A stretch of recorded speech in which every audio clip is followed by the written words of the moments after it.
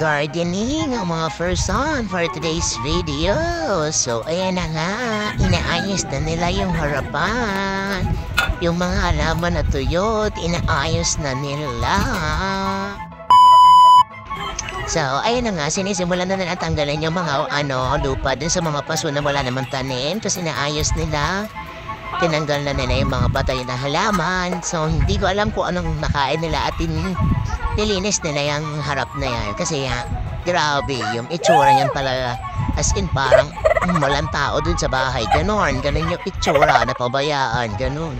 So, ayan, buti nalinis na, naayos na, maganda na yung maganda na yung arrangement ng mga halaman. Di na siya dikit-dikit. So, ayan, ang daming lupa kasi tinanggal sa mga paso na mga wala namang laman, puro lupa na lang kasi namatay na nga yung ibang halaman kasi napabayaan. So, ayan na, tulang-tulang sila sa pag-aayos ng halaman. Sana makalingan na ni Mama dahil inayos na ng kanyang junakers ang kanyang halamanan. Thanks for watching. I hope you like it. Bye!